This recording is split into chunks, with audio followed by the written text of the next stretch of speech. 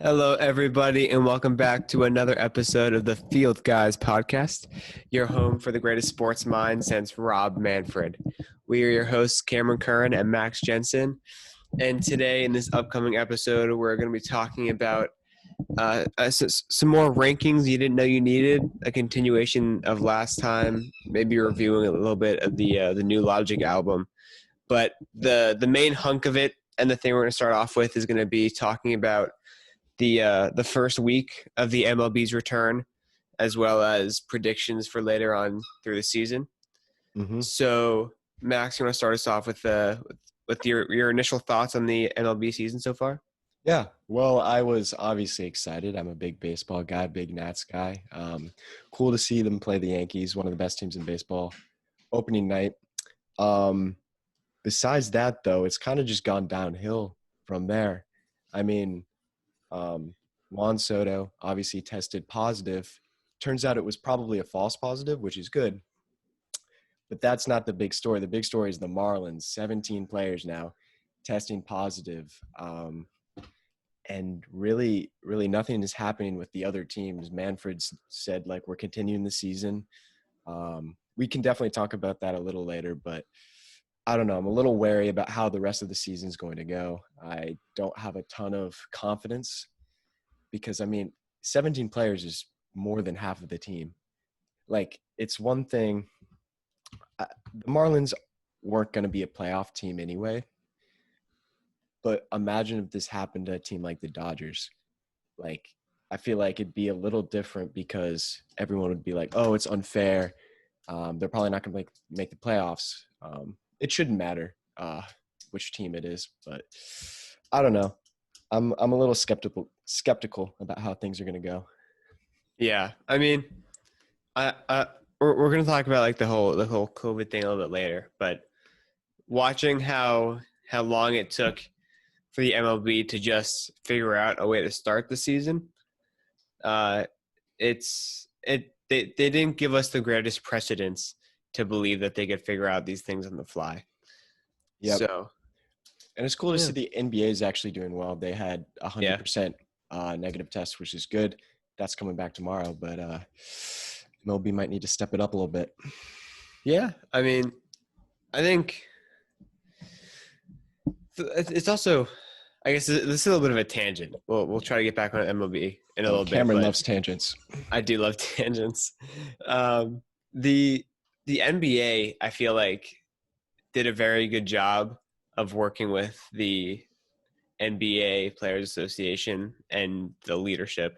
I think Adam Silver is generally respected by most of the players, most of the owners, and I think most of the owners and the general managers who work in the NBA really love the game and really want to see it be played rather than worrying only about like the business side of it, mm-hmm. which is really, really good for the health of the sport. And I think being in the bubble just makes it so much easier. The MLB players decided not to do one. I know the NFL players just decided not to do one, which I don't know.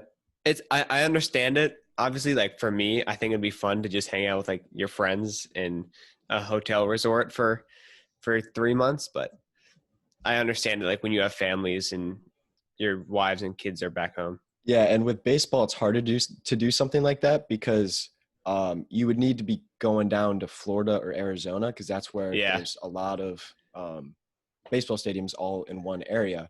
And obviously, do that in July and August. Well, right now, obviously, Florida and Arizona are two kind of hotspots for COVID, so that's not great. Also, I would not want to do anything in Arizona in August. That's true. Yeah, the Diamondback Stadium's indoors, but the spring training stuff all outside. That would suck. Yes, it would. But with that out of the way, we can sort of talk about maybe some predictions, some teams we think are going to reach the playoffs. Yep. I'll start. I'll kind of work my way from the AL to the NL. Yep. So in the AL East, well, actually, before I start, there's a new format, if you're unaware, with the MLB playoffs. 8 teams get in. Previously, it was the 3 division winners and 2 wild cards. Now it is the first and second place finishers within the division plus the 2 next best teams. So more than half of each league is getting the playoffs, which is, I don't love it, but I know why they're doing it. I feel like it was a compromise because probably owners want more money. They want their teams making the playoffs. I understand why that happened, but whatever. So with the AL East, I feel like there's 2 teams that are sort of locks. There's 2 that stand out way above the rest, and that for me is the Yankees and the Rays. I feel like the Yankees are probably they're up there with the Dodgers for the best team in baseball. I mean, Judge, Stanton, Torres, their lineup's super scary, and then Garrett Cole is just ridiculous. Insane. They don't have a ton of pitching depth behind him. Paxton started the other day, and he did not do too well against them. Awful. Absolutely horrific. But the Yankees, I feel like, are a lock. I also feel like the Rays are a lock. They're quietly kind of one of the stronger teams in baseball. Behind the Nats, I'd say they probably have the best rotation. Offense is good. I wouldn't say it's great, but the pitching will really carry them. And I actually have one more team from this division making the playoffs. Okay. It is not Cameron's favorite team, unfortunately. It is not the Red Sox. All right. It's actually who the Nationals are playing right now, the Blue Jays. I'd say normally this team wouldn't have a shot at the playoffs, but with 8 getting in, I really wouldn't be surprised to see them because they're young, they're up and coming. Bo Bichette, Vlad Guerrero Jr. This guy right here pitching, making his debut, Nate Pearson, I believe. I just picked him up in fantasy too. Nice. He's like the number 8 prospect, and he looked good, like really good. So I could see the Blue Jays making it. You got anything for the AL East? I mean, okay. There's bias. A little bit. I want the Red Sox to do well. And when you read just like through the list of names in the batting lineup, you read it and you say, this team isn't like they could contend for maybe a wild card spot. Right. And I know it's just the first 3 games and it's really early in the season. Mm-hmm. But after that opener, they just looked horrific against the Orioles too. And then they lost to the Mets today, or it was either today or yesterday. They lost to the Mets, and it's just, and you watch them, and you just they still got Chris Sale out. Eduardo Rodriguez just tested positive for COVID, so he's not in, and and after losing Mookie, it's just they have so much in dead cap, and all their players are kind of. I just feel like there's like this mental thing with the Red Sox, but they're not looking too great right now. I feel like with the AL East, the Yankees are probably my favorite to even make it to the World Series, which is hard for me to say, but I'd say they're my favorite. Luke Voit sucks though; he's awful. Drafted him and then dropped him 2 days into the season. 2 days into the season, so which 0 for 4. By the end of that series, I think he was 1 for 14, and his only hit was a home run. He did hit a home run the game after Cameron dropped him, and then went 0. Like he went like 1 for 6 that game. Yeah. He was like 1 for 14 the entire series. Plus, I already had what's his name, the DJ LeMahieu. And he's a little bit better. Mm-hmm. I think the Rays and the Blue Jays are they're fine. I don't really have any. I feel like they're a team of the future. Like, yeah, they got a lot of young stars. With the Red Sox, though, I feel like they have the offense. They don't have the pitching. That's the thing. Chris Sale's out. Eduardo Rodriguez, you said, might be out for a little bit.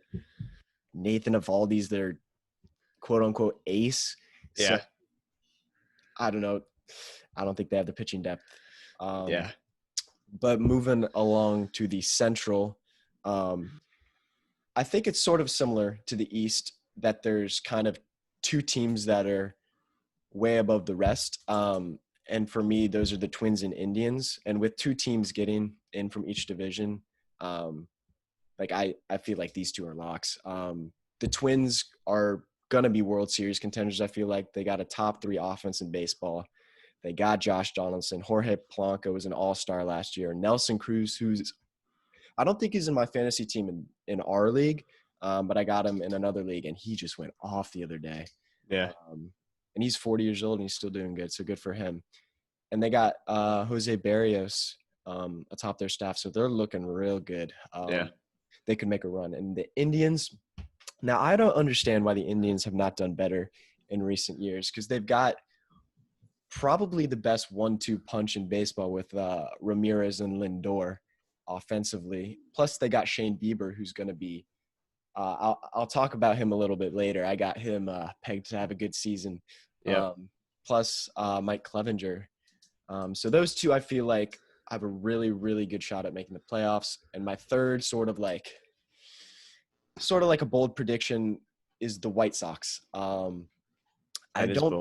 don't think this is the year that they make a deep run, but I think this is the start of something big for them, because the Blue Jays have sort of a similar situation. They got a lot of young guys. They got Tim Anderson isn't super young, but he's sort of a part of the core, I feel like. They got Tim Anderson, Yoan Moncada, Eloy Jimenez, Luis Robert, Nick Madrigal, who isn't up yet, but he's coming up, and Lucas Giolito. So, like, if they can build up their pitching, I think they're looking solid for the years to come. I think it's so I kind of just have my World Series teams written down for me right now. Mm-hmm.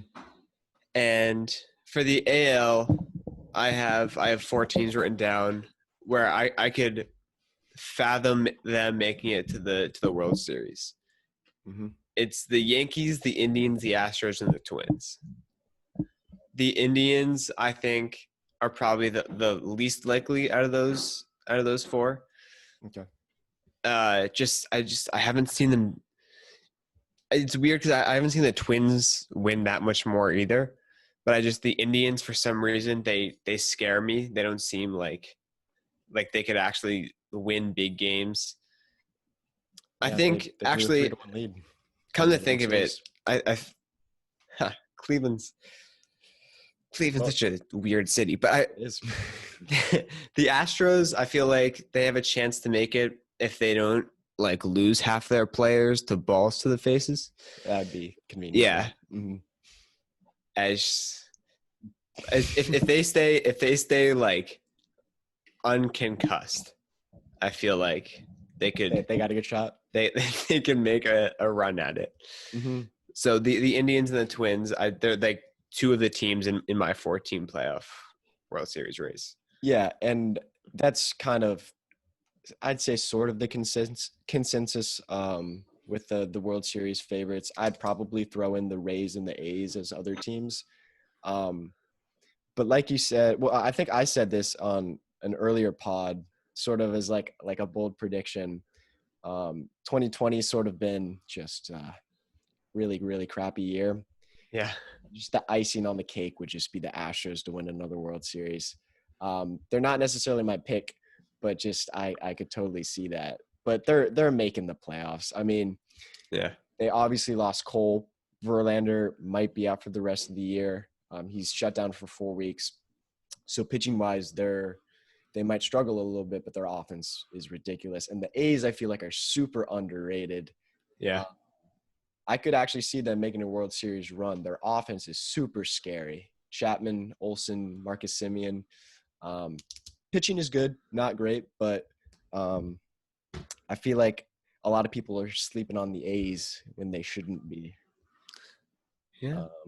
But we can move on to the National League. I feel like the National League is a lot less top heavy. Like, I'd say there's one team that stands out, and then the rest are sort of like a jumbled mess, and you can kind of mix and match. But I can go through the NL East real quick. Number 1, I got the Braves. They won the division last year. Their offense is essentially the same, minus the loss of Donaldson. Great offense. Pitching depth is going to be a big problem for them. They got solid guys at the top of the rotation, but they just cut Mike Fulton-Nevitz. So they're looking for a fifth starter. But when you got Freddie Freeman, when you got Albies and Acuna, you're going to make the playoffs. I mean, Yeah. they're just like a core. Number 2, I got to throw the Nats in there just because, why not? You gotta. They're You having gotta. they're having a really slow start, but we saw what happened last year. They're the comeback team, Max. I'm not scared at all. They're definitely a weaker team than the one that won the World Series with the loss of Rendon, who I'm not salty that he's gone at all. And you got Zimmerman sitting out as well. Yes, Zimmerman is gone. I feel like he wouldn't have added too much. I don't know how much. It's the mental game, Max. It's That's the true. spirit. He's That's the spirit. True. He's the captain of the team. But they got the best pitching in baseball, so they got Juan Soto coming back. They'll be fine. And then the third team, I got the Mets making the playoffs. I feel like past DeGrom, they might struggle with pitching depth because Syndergaard and Stroman are both out right now. Yeah. But offensively, I mean, Yoenis Cespedes is coming back. The dude can hit bombs. Yeah. So I feel like the Mets are going to make the playoffs as well. Yeah. I think so my NL list, my World Series list it's a 3-piece. I have my number 1, and I feel like the general consensus as well, the Dodgers. I think with the addition of Mookie, there's not much more you could do. Mm-hmm. They're just elite all around. Yep. I think my number 2 would be the Braves. They have all that firepower, especially Acuna is so good. Guess who has him on their fantasy team? You have him on your fantasy team. I know. And he's actually he actually is he's my pick for AL MVP. We'll get back to that later. I know. Yep. But I know. Yes. My AL MVP is even more of a given. That's true. And then I threw in the Nationals because we saw them win it last year. They still brought back a lot of their weapons. Mm-hmm. And once you've gotten through the playoffs once, there's you've already kind of broken that ice. And obviously it's not easy to get back at all. But there's a certain mentality change where it doesn't seem like some faraway thing. They know they can get back there and they know they can win, especially against teams that cheat. So yes, that's very true. And that's why I have the Nationals in my third. Yeah, I feel like in the NL, if it's not the Dodgers in the World Series, it's going to be a surprise. Yeah. But there's definitely some good teams.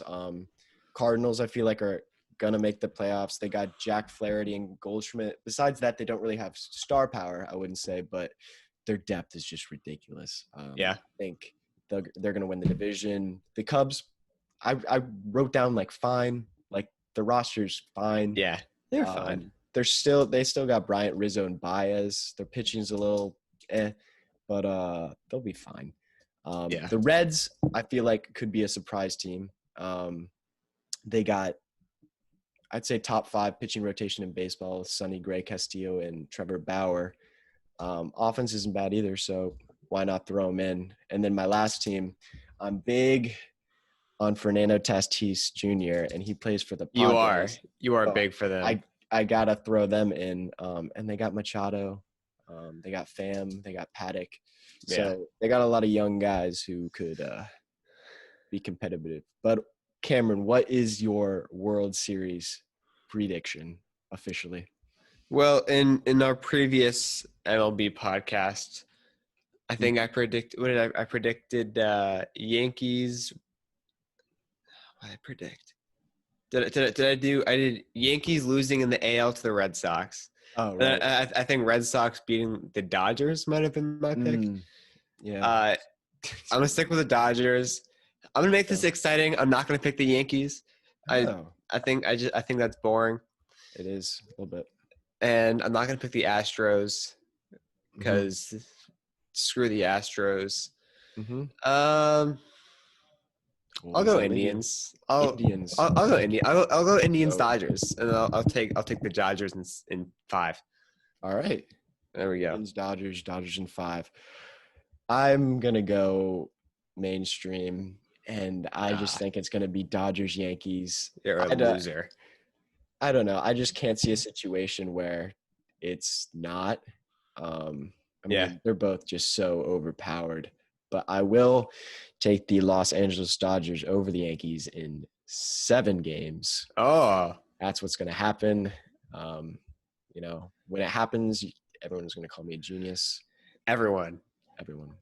When my scenario happened, everyone's gonna call me a genius. Got it. Nice. I'm just saying it like it is. So we got the game predictions out of the way. Yep. Let's move on to some award predictions. Some big seasons coming up. Yep. Who are your MVP picks? So my MVP picks they're gonna be boring. I went Mike Trout and Ronald Acuna. Mike Trout AL, Ronald Acuna NL. And I know that's like there's no excitement in that, but Trout is the best player in the world, and I'm going to keep putting him as my MVP until someone proves to me that he's not. I suppose.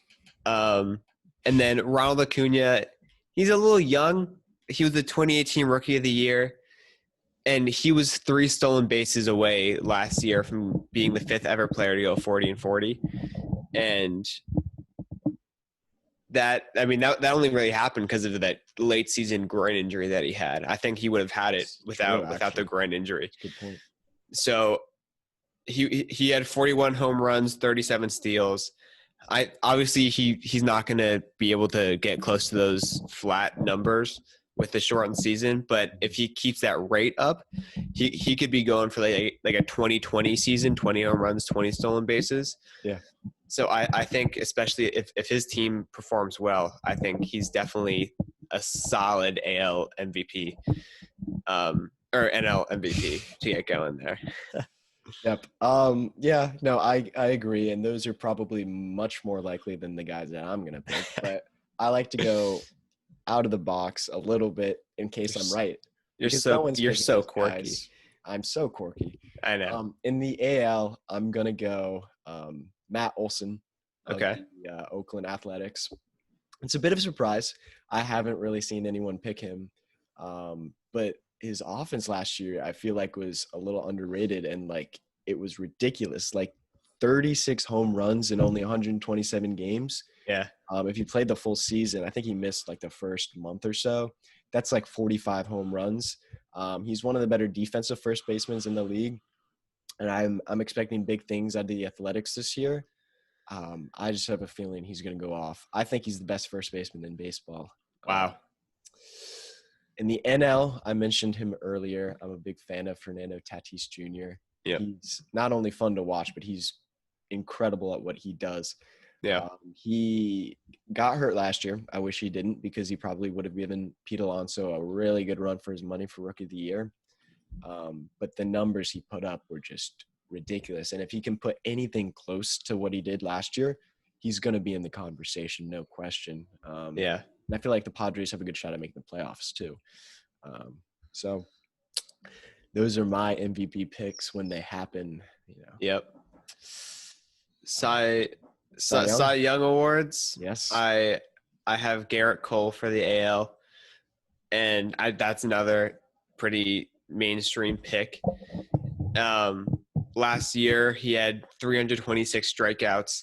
He had I think it was like a 39.9%, 40% strikeout rate, which is an insane amount. And his 326 strikeouts were, I think, the most since Nolan Ryan had 341.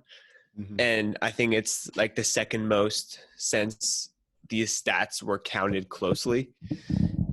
And he's only 29, so he's like still in his prime. He's still just chucking it with like max strength. Mm-hmm. And they're probably going to rely on him more this year than they did last year, with like a little bit of a downturn in that pitching lineup. So I think if anything, he probably improves this year, barring some random injury. So I think Cy Young for the AL, Garrett Cole has probably got that pretty locked up. That's true. For the NL, there's a little bit of personal bias to this one. It's I have Walker Buehler. I have him in my in my fantasy baseball league. You do. I do. But I mean, besides that, he improved his stats last year. He improved his strikeout rate. He improved his already insane control.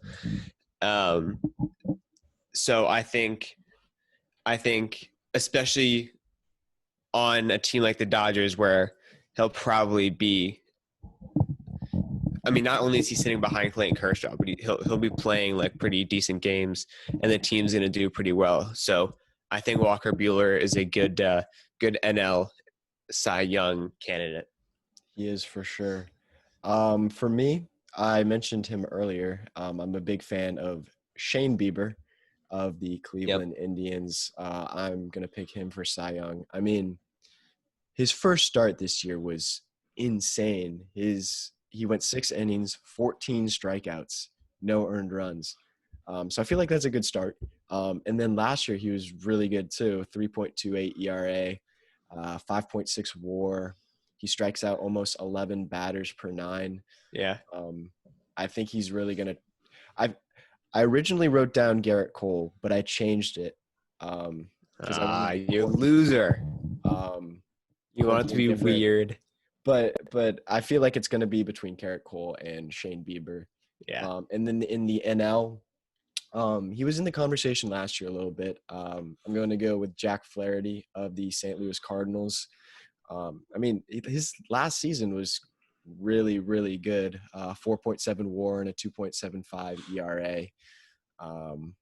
I just think he's just going to take another big step forward and lead the Cardinals rotation. Hopefully, well, I don't say hopefully, probably to a division title. I'm going with Jack Flaherty. He's a baller. All right, sounds good. Yep. Now we have Max and I made some bold predictions. Mm-hmm. We each made one bold prediction. Yes. And mine is, I think Garrett Cole can make a serious run at AL MVP. I think if Trout has a normal Mike Trout-esque season, there's really no one that's going to compete with him. But if Trout, especially in the shorter season, maybe gets off to a bad start where his stats are already skewed more than they would be, or if maybe Trout decides to maybe like mid-season say, I'm going to go back and live with my family. I'm not going to keep putting myself at risk if there's maybe another outbreak or some other weird turn of events. I think Garrett Cole can make a serious run in the AL MVP conversation. He would only be the 7th pitcher to do it in the last 50 years. The most recent one being Clayton Kershaw in 2014. And before him, it was Justin Verlander in 2011. But that guy he's insane. And I think he has the talent to easily be in the MVP race. Yes, I think that is. I don't even know if that's super bold. I feel like he's going to be in the MVP conversation. I think it's only bold because pitchers don't usually win MVP. Pitchers don't usually win MVP. And Mike Trout. And Mike Trout's more of a given than really anything else. So it's more of, will Garrett Cole win MVP over Mike Trout rather than is Garrett Cole good enough to Got it. For me, it's a little different. So Chris Davis, not the Orioles Chris Davis, but the Athletics Chris Davis. Gotta make sure you guys know what I'm talking about. It can get confusing. This guy is one of the most consistent hitters in baseball of all time. From 2015 to 2018, I'll just go through it. In 2015, he hit 247. In 2016, he hit 247. Yeah. In 2017, 247. Yeah. 247. 2019, 220. He ruined the streak. But what I'm going to say he's going to hit 247 again. He's going to get back on track. He's coming back. Yes. Making a comeback. Yes. So that is my bold prediction. Chris Davis will hit exactly 247. Make it happen. It's going to happen. Yeah. But yeah, those are sort of our predictions for this season. But we sort of mentioned this earlier. A big story right now is with the Miami Marlins. 17 players have tested positive A lot of games have been postponed. The Nats were supposed to go down there this weekend. They originally voted not to go, and then MLB just decided to postpone those games anyway. The Phillies played the Marlins opening weekend. Now they play the Yankees. Those games are postponed. So a lot of postponements. What do you think of sort of just this whole situation, and how should MLB and Rob Manfred go about handling this? What do you think, Cameron? I mean, we talked about this in the last podcast, but I think the MLB, when they were opening back up, was working under the assumption that there was going to be something like this. So they should probably already have some kind of protocol that they had ready. And if they didn't have anything like that ready, that was just poor planning on the MLB's part. Because to think that they were going to keep all the teams and all the players completely isolated, especially while they're still traveling, is kind of naive. Mm-hmm. But what I did hear is that the Phillies, when they did their tests after playing the Marlins, the Phillies came back with no positive results. Yeah, that's good. Which means you can play a 3-game series without transferring it. Obviously, you don't want to increase the chances. You don't want to keep putting teams right next to each other if you know someone has it. But the fact that this is proof that the season can't happen without too much inter-club spreading of the virus. I don't think there's much you can do about people within the same club trying not to get it for each other, because you're in the same locker room. Like, even if you are wearing the masks at that distance, you're just going to have too much interaction to control it at that point. But to know that if you can keep clubs from getting it initially, it can be pretty – it's reasonable to think that you're not going to transfer to other teams is good. But I think the MLB should probably already have something in place that they were thinking of, because they should have already planned for something like this to happen. They should have been prepared. Yeah. It's really tough. But you brought up a good point that it didn't spread to other teams, which is good. Probably because they are playing the games outside.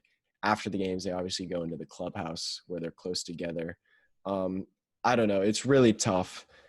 I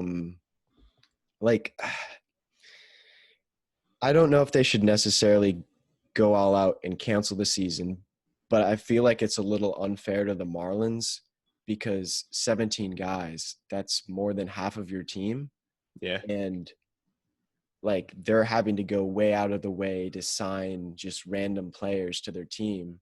And when they get playing again, their team, no one's going to know the players, because they're all just going to be random guys that were DFA'd. Yeah. So it's a little unfair to the Marlins. And then it just the Marlins interacted with not only the players, the coaches, but also hotel workers, and those hotel workers interact with people, and where does it stop? So it's a really tough thing to manage. I don't envy Rob Manfred's position. I don't think he's done a good job, though. No. That there's a tweet where he was being interviewed, actually the Nats Yankees game, and there's lightning in the background, and it was just perfect because that just represented his whole thing, his entire tenure. So we'll see what happens. I don't know. It's really tough. Yeah. But in other big MLB news, last night, Joe Kelly of the Dodgers decided that he was going to be a little out of control with his pitching. I think the first at bat was Alex Bregman, and he got it to 3-0, and then he just decided, I'm going to walk him anyway, so let's make him work for it, and he just throws the ball at his head. Yeah. And then Michael Brantley grounds into a ground ball, and then he cleats Joe Kelly, and then Joe Kelly throws at Carlos Correa. Yep. Strikes him out, and then starts making faces at Carlos Correa. Those faces were priceless. They were actually. I remember watching replays of it. Yeah. And he was just walking away oh. Yeah. It was so cool. But now Joe Kelly is being suspended for 8 games. Yep. And if you think about that, that's like almost 13% of the season.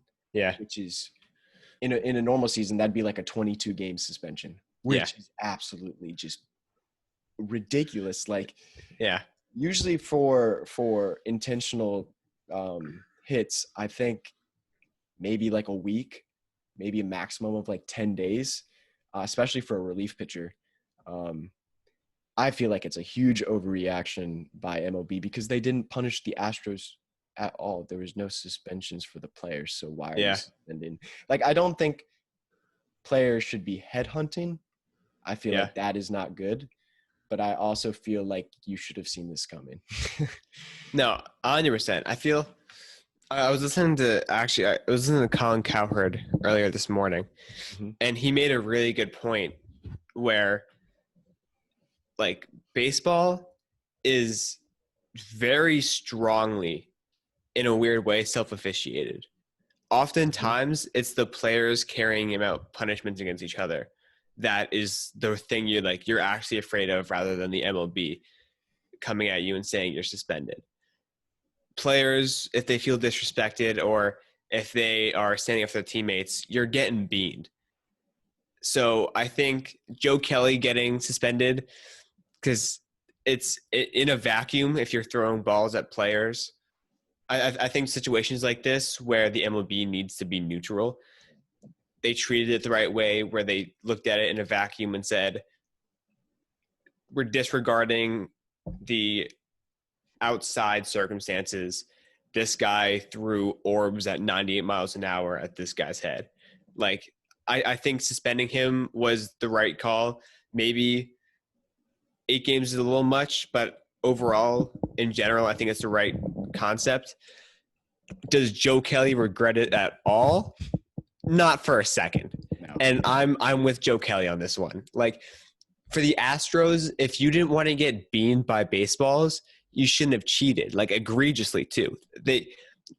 Especially the Dodgers are the people who lost them in the World Series, probably while they were still cheating. Mm-hmm. And I think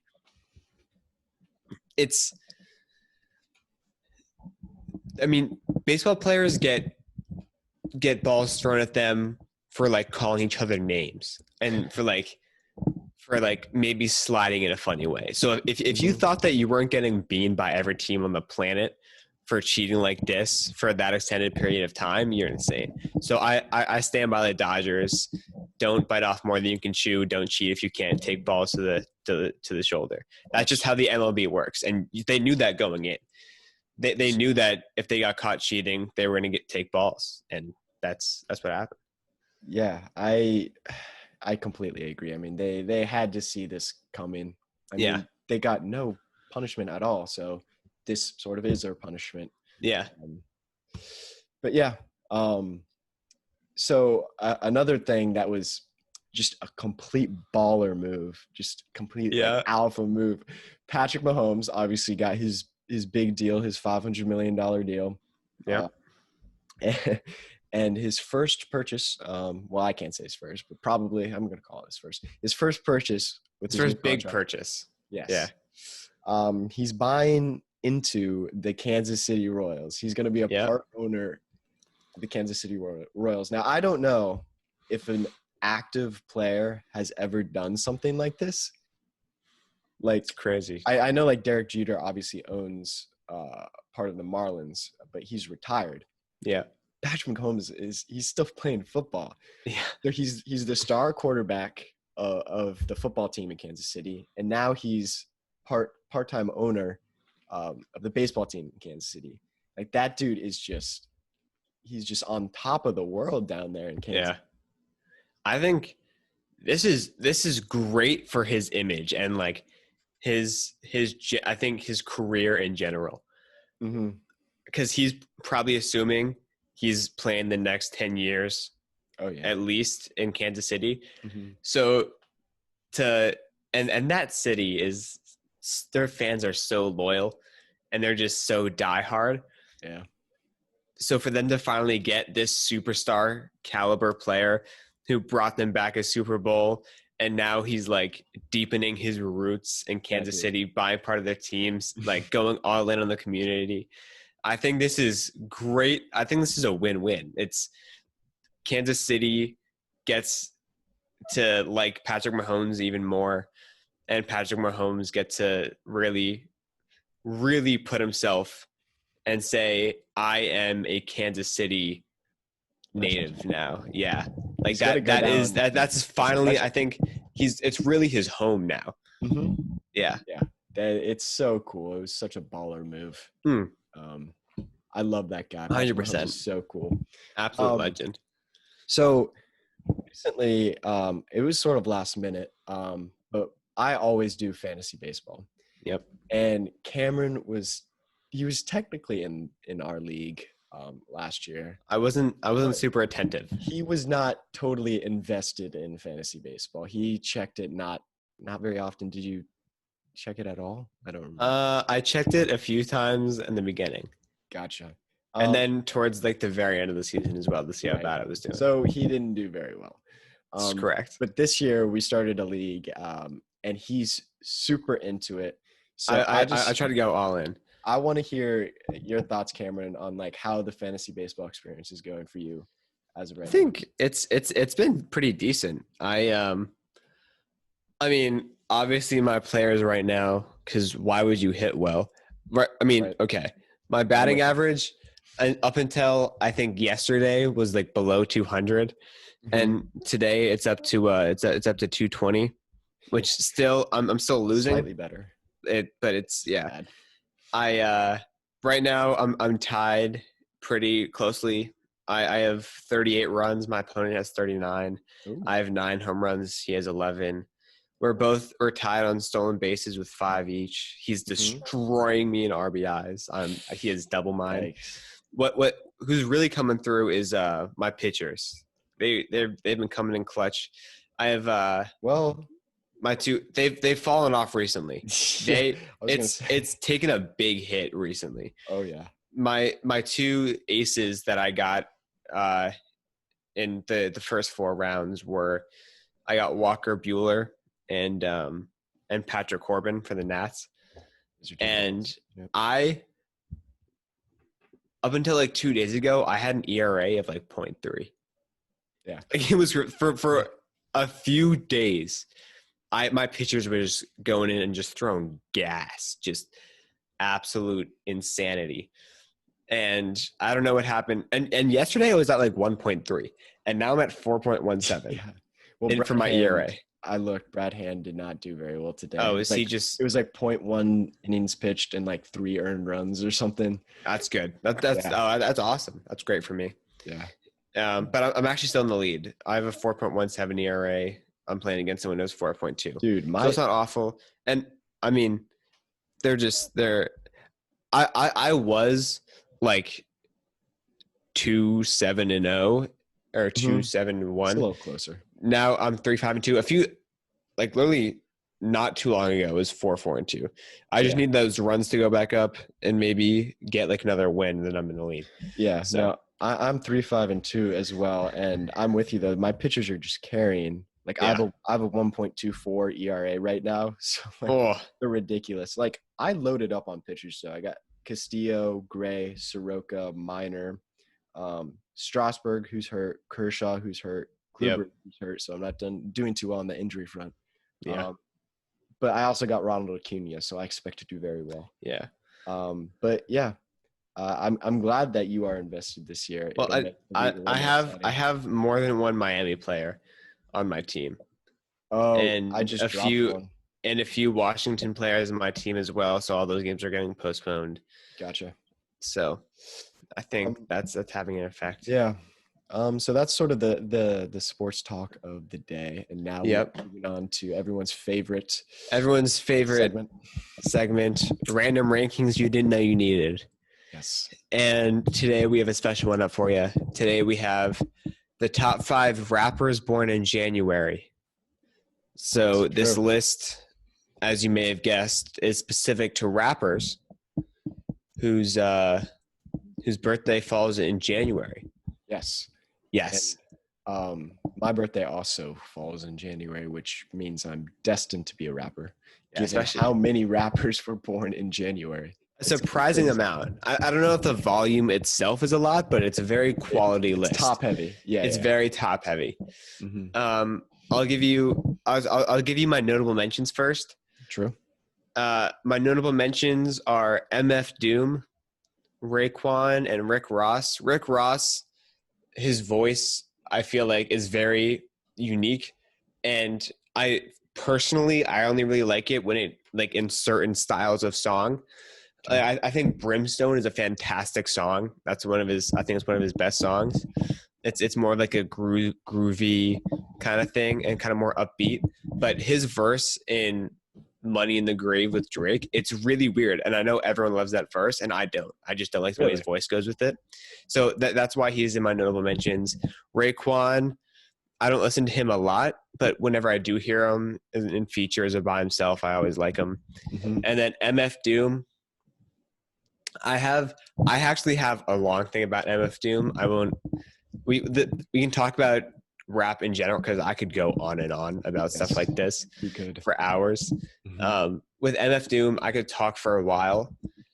My thing with MF Doom is, in short, that I have all the respect in the world for him because I understand the impact he had on lyrical rap and making lyricism like a big thing in the community, especially his style of it. But he's very, very unique in that I think the best comparison for him is Bob Dylan, because Bob Dylan's voice is not that great. It's weird and it's unique, but it's not like technically perfect. And he's always had like a bit of a rough sound to him. And that's the same for MF Doom. He has like a weird voice and he's not always on beat and it's a little bit rough. But the songs that he was like very impactful on the rap game in general.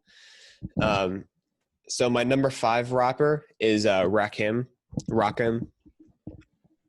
I think the first song I ever listened to him or listened to by him was the 18th Letter, and I really got into him. I listened to a lot of his stuff with Eric B, that older style of rap, and I think he's the one that got me into that older 90s rap. So that's why he's my number 5.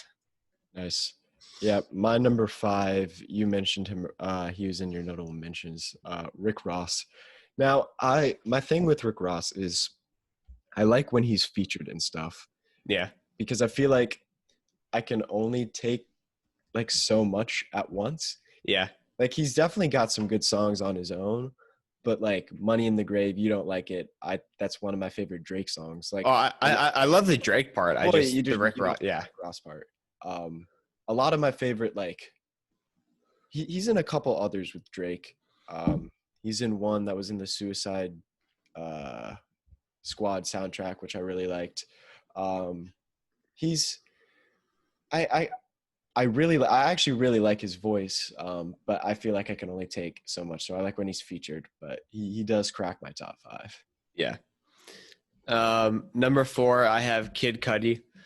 I think before this month he would not have been in my top 5, but I just recently started listening to him. I did like a full listen through of his entire discography, and it's so good. It's so unique, and you kind of have to shift your mindset to fit what he's doing because it's a very weird and like he's very much his own person with the brand of music he does.